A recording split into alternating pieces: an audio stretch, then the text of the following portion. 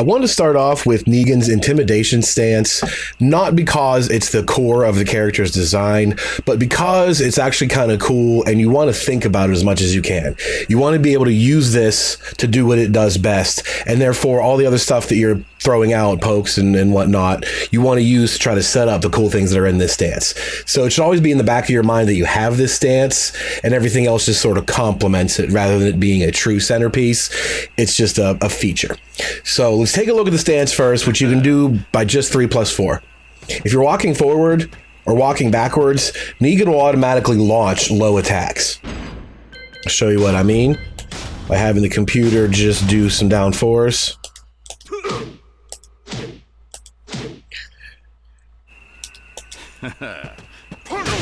Look at that.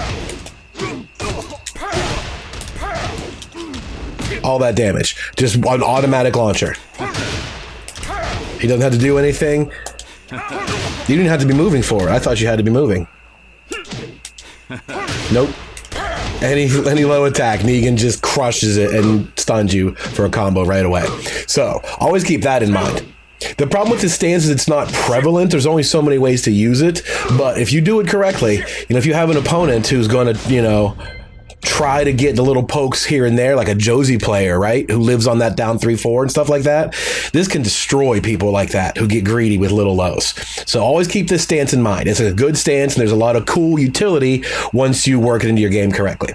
As far as moves out of the stance itself, you'll notice his movement is terribly slow. It's kind of, once you're in it, you need to get out of it by doing something.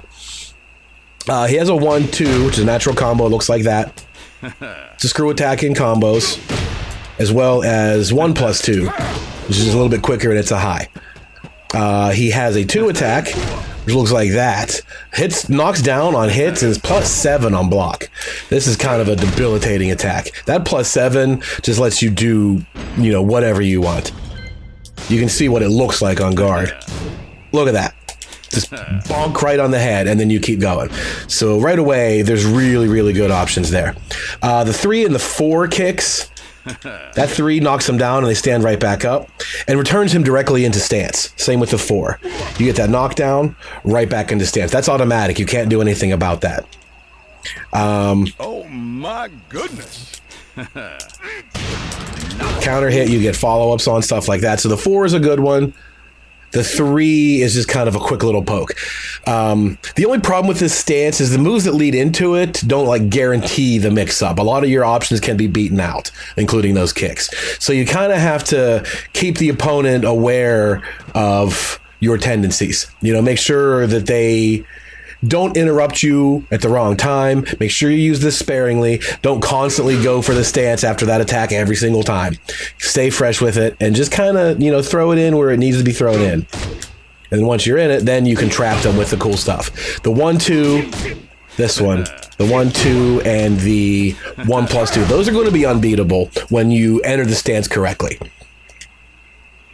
When you use it well, those can't be interrupted. If you do something stupid like down forward 2 in the stance and they block, they can still punish that down forward 2. You're not going to get anything out of it. So you do have to be aware of how this works and use it correctly. But there are good options in there. The two strings can't be beaten out. The kicks are really good that knock you down. The 2 is a massive frame trap. He also has this throw, which is untechable. It's a regular throw. It's 1+3. Cannot be teched as we're seeing it right now, and it wall splats. It's over. So that's super fucking dangerous, what are you supposed to do there? It's the only thing that's going to make you duck. There's no lows in this stance, and the only thing that's a high is this guy. So between that and the throw are the only things that are going to incentivize you to duck. So I think you kind of want to, because that throw could be really dangerous. So he does present a real mix-up. It's just not a conventional sense. If they decide to change that throw in any way, then that really does weaken the whole thing. So that throw is really what makes it all so dangerous. Prevents you or forces you into ducking, so you get vulnerable to stuff like that, the knockdown, and then, the repeat. So that's pretty much it for the stance. It's not a lot there, and they're not the best moves I've ever seen, but they all have pretty good jobs, and they all work well if you set the stance up correctly. Not to mention your auto low crush combo. Good stuff. Let's go over some of the moves that go into this stance. And then we'll revisit those as we go through them in the natural order things. This 2+3 shove attack is really good, but if you catch a counter hit, he automatically goes into the stance, and he gets these attacks for free. That 1-2 that you just saw, and the 1+2. The 2 attacks that are so fast you can't interrupt them, those are guaranteed. This counter hit, boom, those are free. It's not a huge amount of damage, but for a safe mid to just throw this thing out, that shove is really good. You catch that counter hit, you get a free follow-up from Intimidation. But you can't use that as a way to get into stance. It doesn't do that unless it's a counter hit. And if it's a counter hit, you finish it up. So it's not necessarily a way to run offense with the stance, but it's worth noting that you use the stance to finish off the combo, so to speak. Some of the other options are down forward 1-2.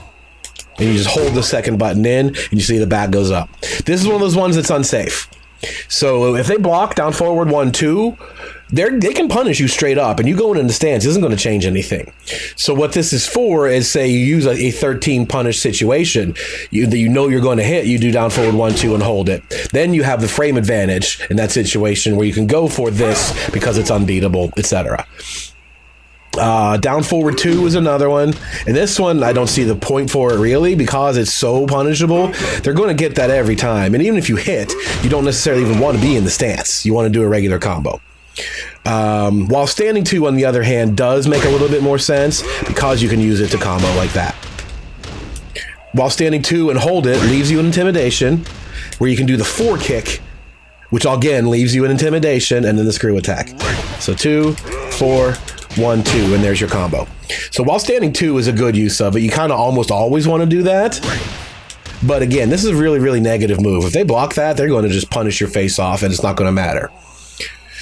So you have to realize that your transitions need to be done off the correct moves. You don't want to do this on block. It doesn't matter if you do. If they get blocked, it doesn't make any difference. You're getting punished. Doing this won't save you. It won't hurt you either.